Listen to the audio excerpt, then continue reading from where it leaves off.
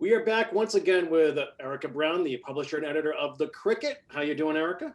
Hey guys, how are you? Good. Great. Okay, there's a Yeah. lot of stuff going on now. We have elections for planning board in Essex and in Manchester. Yes, we have elections coming up in both towns. In Manchester, the election's on the 18th of May, and in Essex, it's sooner. It's on the 10th of May. And it's interesting, on the ballot for all of the races, there's only one true race in both towns, and both of them happen to be on the planning board. It's the only election where it's a contested seat. So there we have What it. is that? What's the speculation of why it's the planning board that is inviting sort of, action? Well, action's the right word, Heather, because it is the only place where there is action. And I'm going to tell you that from my observation, it is definitely because, and we've talked about this a lot, it's because there's a lot happening with the changing demographics of the town, because people are getting older, and also more people are moving into town and buying new, beautiful houses. And suddenly the idea of organization, planning, revenue is all coming to the fore. It's almost as if both towns have been planning for years on master plans that are kind of these books on a shelf, and now suddenly they're in our lives and actually need to be having action around them. And they're causing controversy in a lot of places. So I find it fascinating that who would have predicted that it's the planning board where there's going to be a lot of people vying for a space, as opposed to the BOS, which is essentially the mayor of each of our towns. So it's really interesting that that's where it is. So in Manchester, there's 4 people going for 2 seats. So, and this is in alphabetical order because I don't want to get into any trouble. So we have Sarah Creighton, she's running. Sarah is well known. She was on the school committee for years and years. For 8 years, she was the chairman of the school building committee for the Manchester-Essex Regional High School that was built on Lincoln Street here in Manchester after regionalization. That was a big role with a lot of responsibility. It involves finances, it involves planning, construction, all that other stuff. That's essentially on Lincoln Street. It was in a very sensitive zone too, in terms of water, because it's literally 50 feet from the town's well. And it's a massive building. So she was on the school committee, but I didn't really realize this until before she moved to town 20 years ago. She was 7 years on the planning board in Newbury and on the open space committee. So she's somebody who's really balanced. She is really, anyway, so she's a great candidate. I don't want to go babbling because, there's like 4 of them. So then there's Christine D'Alicio. She's running for re-election. She's a well-known person. She's been in the job for 2 years and she's running for re-election. Gar Morse is also running. He's also well-known. He's a character. He's on the Downtown Improvement Committee, and was also on the Winthrop Field Committee. Those two things don't mean anything, but what I love about Gar is that he gets involved with whatever's in his life. So he lives in a house that overlooks Winthrop Field. So he got on the Winthrop Field Committee, and he has a multifamily right in the heart of downtown at the corner of like Central Street and Beach Street, I think it is. And it's like an 11-unit building. So he's on the Downtown Improvement Committee. So he's running. He's got a lot of experience with real estate. There's a newcomer that's kind of interesting, Laura Tenney. She hasn't run for anything before, but she wrote an amazing piece.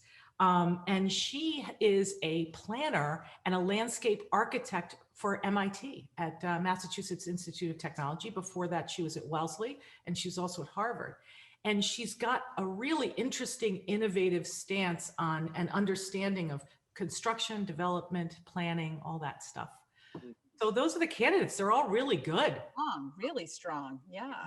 Yeah. Just not to plug it, but we're going to have a forum with all the candidates that we're going to put out on Cape Ann Television on 1623 next week. So we're going to tape that this week. So they're going to be able to kind of speak. And in this week's edition, each one of them wrote a rather lengthy introduction to our readers about their experience and what they want to do on the planning board. Great stuff. Do you want to touch upon the Essex race at all? Yeah, the Essex race is planning board. It's a little less kind of, it's more kind of what I would think is normal, a normal contested race, if that's possible. So you have Bill French, who has been on the planning board for, I believe has been on the planning board for a couple of cycles. Very seasoned. And the planning board over in Essex, it's been very, very busy. And we could talk about that in a second. But for the sake of the election, Bill French of Frenchie's Garage, I love that name. He's running for re-election, and he's also married to the librarian, head librarian at the Essex Library. So real baked in. And then Shelley Bradbury is also running, and she's been extraordinarily active at the front of the whole cell tower controversy in Essex. So it's not really like, you know, Shelley is running against Bill and there's the same issues. It's just she has become so involved in a very important issue that's coming up. There's a warrant on the town meeting. There's an article on the town meeting warrant for the Essex town annual town meeting in a couple of weeks. And it has to do with the cell phone tower. So that's really, that's her issue. She became involved, and she's become a very passionate person who wants to essentially lend a fresh voice to the planning board in Essex. And isn't Essex really examining their downtown area in terms of zoning, right? Yeah. Bingo, bingo, bingo. That's exactly right.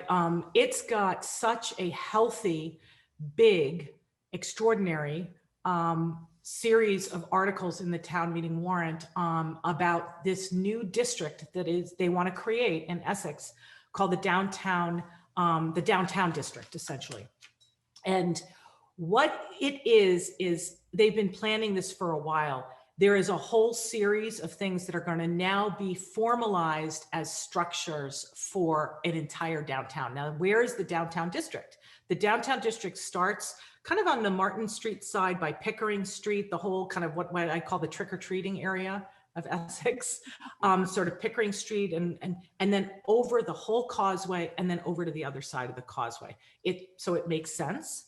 And it is going to allow, as a matter of right, mixed use buildings, which right now you'd think, aren't they already allowed? They're not really. They're kind of grandfathered, I guess you'd call them. But this means you can have a retail establishment or some other commercial, a restaurant, and then you could also have apartments.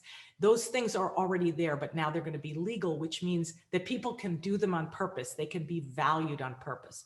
Other things they're doing, which I think is very forward thinking, they're allowing up to 2 accessory dwelling units on a lot, which means if I have a house and I wanted to and I had a barn in my house and I wanted to turn that into a studio or an apartment for my mother-in-law to help me with the kids. Or if I'm older and I want to move into the barn because it's a smaller unit and rent out the front to help out with my expenses. All those things are going to be kind of at the fore now with this district, and it'll be formalized if it passes. And it's the result of a lot of work, and they're really thinking about their own community, their population, the fact that they're aging as well. And that it's almost as if they're thinking about these financial pressure valves that will help people by giving them options, freedom of having options within their own property, as opposed to forcing them to sell their house and move when the house no longer suits them. Do you know what I mean? Yeah, that's really is forward thinking. Yeah, exactly. So a lot of stuff interesting. I mean, it just really shows you, I mean, going back to what you started with, Heather, which is what's going on, that planning and zoning, which let's face it, it's not the sexiest topic in the world. Not what everyone wanted to be having dinner parties about. Exactly. But it really is at the center of everything. And it really, it's whether or not you're talking about the cell phone tower, which is essentially zoning, right?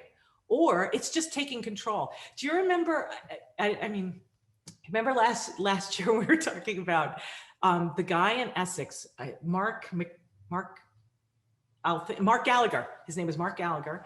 And he had the foreign auto, specialized auto. Never forget that interview. What made it funny was that he is a national speedboat champion, racing champion, but had nothing to do with the fact that his business had up to 50 cars because he took care of Saabs. He was a specialty foreign automotive dealer and mechanic. And he said he needed those cars. And it really was a trigger for Essex to say, are we really going to be like live free or die and anybody can do whatever they want with their property? We laughed about it at the time because it was a little colorful. He was going in for his license and they were basically saying, you're not going to get your license unless you clean up your property. But it really sort of shows that this kind of organization and formalization of zoning really does have a purpose if a community wants to go together into the future and take care of each other.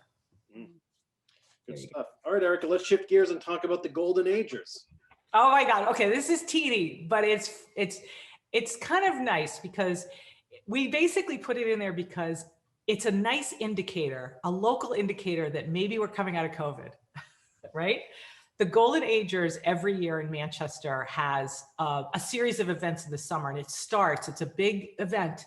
It's a free lobster feed at Tux Point called the Summer Hummer. And Carol Powers is always telling us, okay, you better make your reservation for the Summer Hummer because it's so oversubscribed because it's free lobster that she needs to get the word out early. Well, guess what? They didn't have it, of course, last year. We just got notice that it's been scheduled for August the 12th, Thursday, August the 12th from 2 to 5.